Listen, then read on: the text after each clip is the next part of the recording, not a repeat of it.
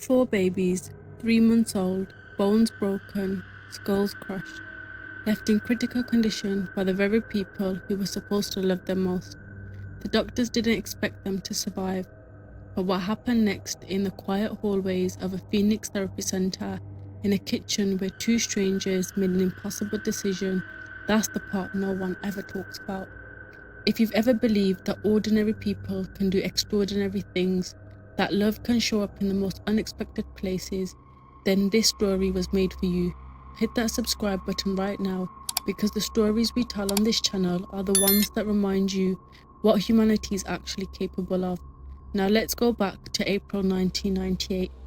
It was a quiet Tuesday evening in April 1998 when Becky Rowan first saw the photograph. She was sitting in her faded pink recliner, the same one she always collapsed into after long days as a nurse and foster mother to 5 adopted children. The house was finally still, kids in bed, dishes done. She reached for the remote, and then the image appeared on the screen.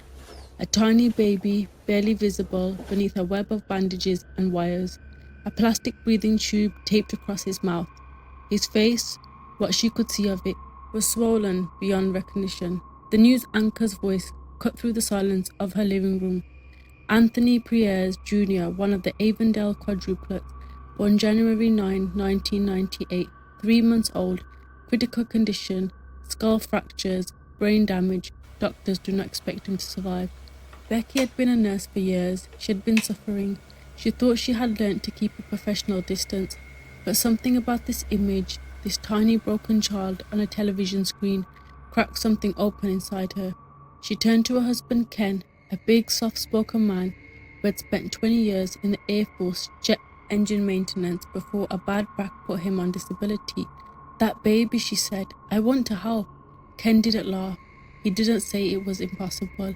He just looked at his wife, this woman he had fallen in love with, over a pile of dirty dishes at a Bible camp on the rim back in 1982, and he said the thing he always says: if it's meant to be, pray about it and God may provide.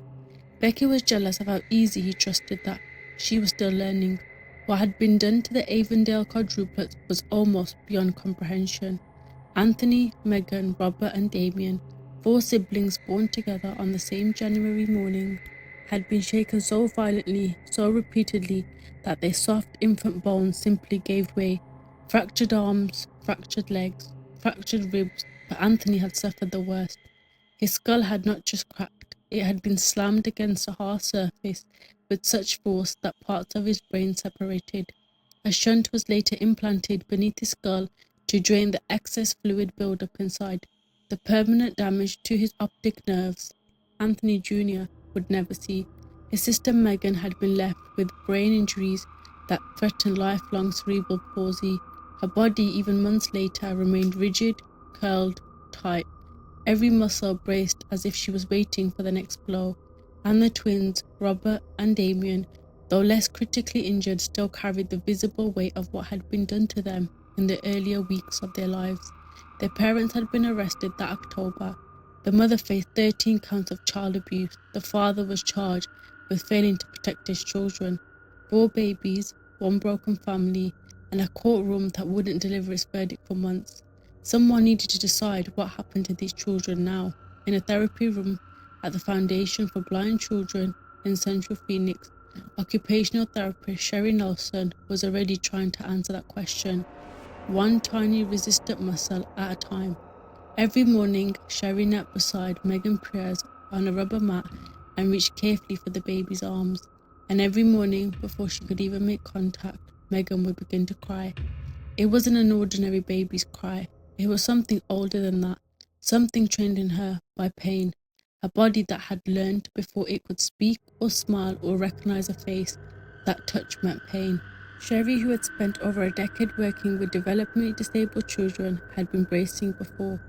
She recognized it immediately, that full body tightening, that flinching away from hands that reached towards you. It was the instinct of an abused child, the anticipation of another blow. She didn't rush, she never rushed. She would hold out her hands, wait, call softly, massage the rigid little muscles until they released, even slightly, even briefly, and then she would do it again tomorrow. and the day after that, and the day after that. Sherry had her own complicated history with children like Megan. 4 years ago, she had come close to adopting a little girl called Jackie, a severely disabled 3-year-old she had been caring for as a therapist. The paperwork was done, the room was ready, and then days before the adoption was finalized, Jackie's biological father appeared out of nowhere and halted everything. Sherry thought about Jackie every single day for a year after that.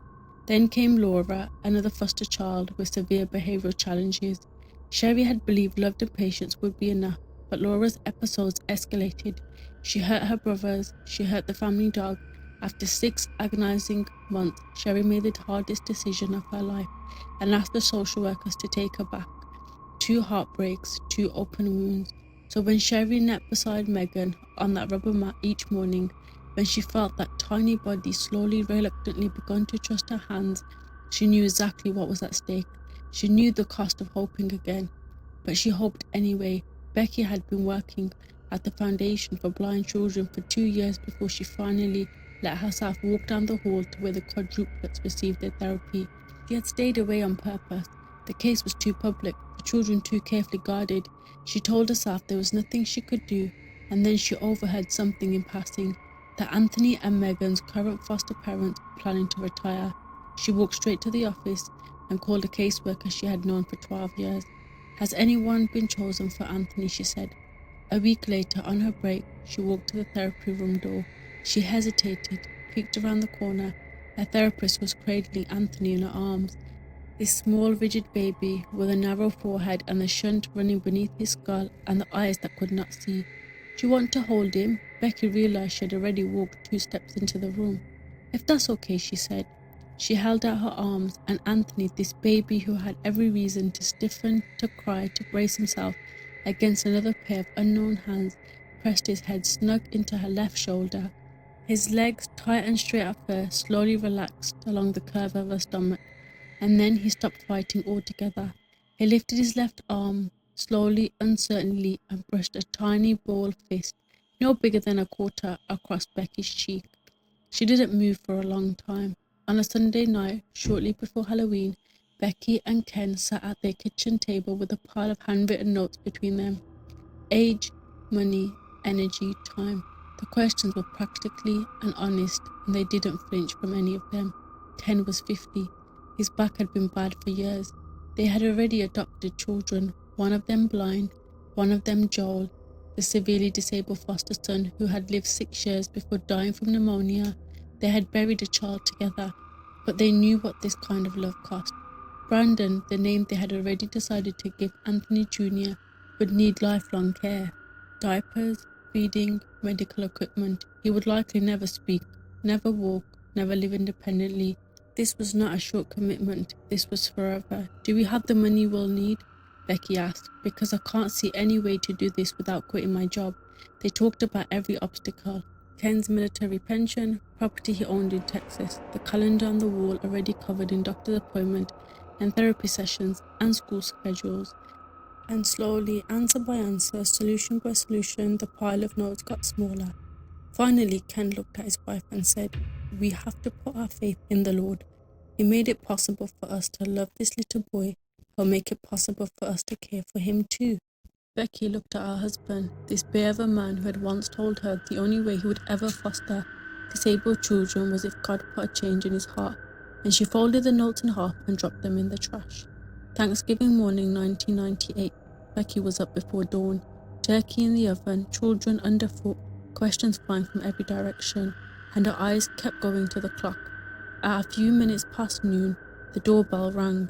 Brandon arrived in Becky's arms, 10 months old, 5 pounds lighter than he should have been, blind, unable to hear or walk or speak. His forehead narrowed strangely from his eyes upwards. The outline of his feeding tube showed faintly through his shirt. Ken had never met him before that day. In the chaos of children and car seats and family, Thanksgiving dinner at his mother's home, Ken was never quite got his moment. Becky carried Brandon everywhere. The kids swarmed around them. He loaded the stroller. He drove. He helped with the dishes.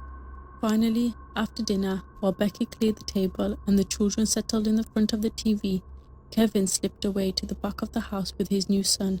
Just the two of them. He kissed Brandon gently on his left cheek.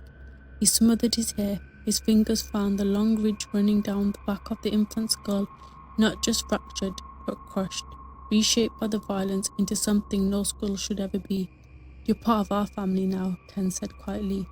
He walked the length of the room, back and forth, cradling this tiny boy, listening to the distant clattering of plates from the kitchen, the sound of his family.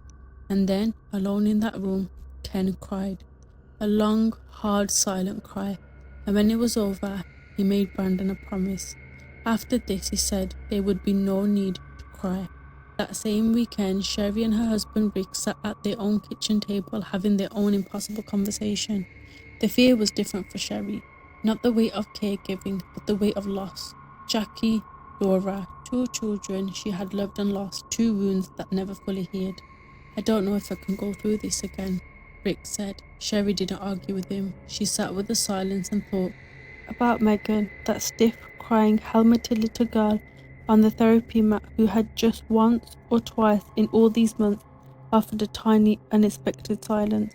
She thought about what it would mean if the trial collapsed, if that technically freed Megan's mother, if the children went back. She knew she couldn't survive that a third time, but she also knew, sitting at that table, staring at her hands, that she was already in love with that little girl, that the wall she had tried to keep between therapist and mother had long since come down. On the Monday after Thanksgiving, Sherry called the court's appointed advocate and said no courtroom drama, no single moment of triumph. The justice in this story arrived quietly, in a therapy room, at a kitchen table, in the back bedroom of Thanksgiving. 4 children who were broken almost beyond repair found 4 adults who chose deliberately and knowingly to walk into the hardest moment of their lives. The Rowans named their son Brandon. The Nelsons put Megan home. The Reed family, Sandra and Lil, who had fostered nearly 80 children, officially adopted the twins, now called Michael and Matthew. The Quads were not saved by a system or a court order. They were saved by people who saw them, chose them, and refused to look away. Sometimes justice doesn't arrive with fireworks. Sometimes it arrives on a Thursday morning in the arms of a stranger who decided, without being asked, without being paid, that a broken child deserved to be someone's whole world. That's not just justice, that's something rarer, that's grace. If this story moved you, if it reminded you that ordinary people are capable of something extraordinary, give this video a like and share it with someone who needs to hear it today. Subscribe to Crime Flux so you never miss a story like this, and drop a comment below. Have you ever witnessed someone choose love when they didn't have to?